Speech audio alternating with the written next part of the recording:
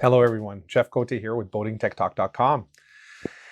All right, we have another question from a fellow boater, Richard. Richard has a Corbin 39 center cockpit pilothouse ketch, a sailboat, 39 feet, center cockpit.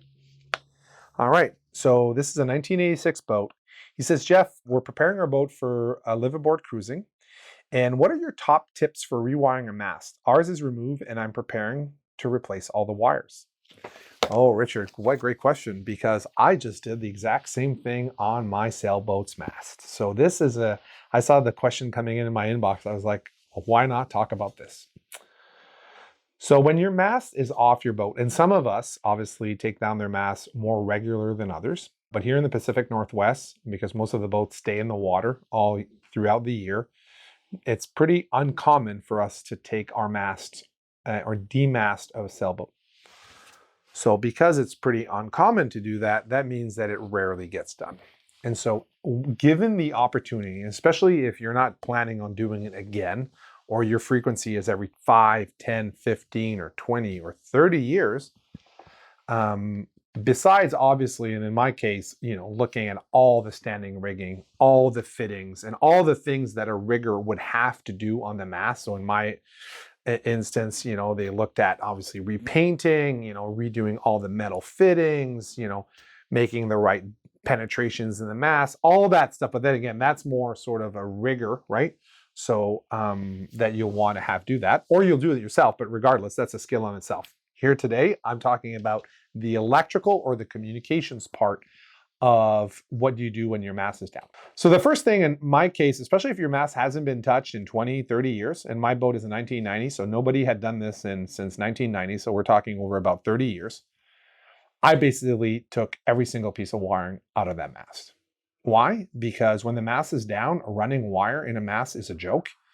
And wires compared to the cost of doing when the mast is upright is, again, a joke. So took the opportunity to literally clear out all the coaxial cable to the VHF, replaced. VHF antenna, 30-year-old, replaced. Anchor light, replaced. Steaming light, replaced.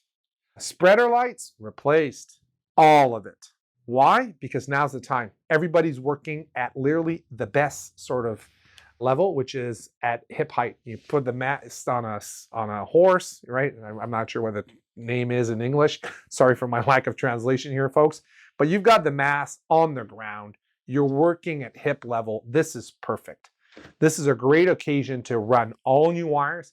This is also, in my mast, was an opportunity to run a second conduit, right? So now we had a one conduit that went all the way to the top of the mast.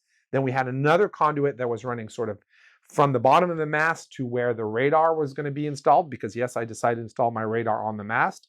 And so literally had the opportunity of running a new conduit for the mast inside.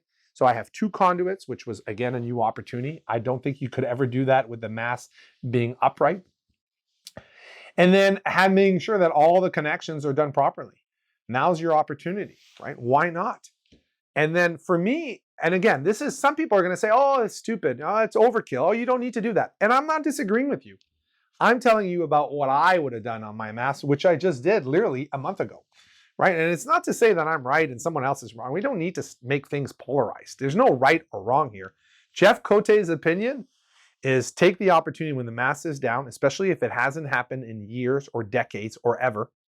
And if your mast is 20 years old or 30 years old and the wiring in that boat or in that mast is that old, when the mast is down, take it all out and remove everything on that mast, even if it's working, because you don't have to wait for something to fail to change it, right? And I do the same thing with my engine. I don't change my hoses when they break. I change my hoses based on a certain recommendation that I've heard from mechanics, and I do a lot of preventative maintenance. And this would be preventative maintenance. And what's more important, think about this, than having a good VHF connection so that you can reach the outside world when you need to? That's pretty up top of my list.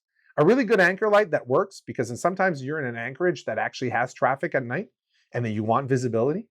What about a steaming light that alerts other boats when you're underway, knowing that you're actually under power?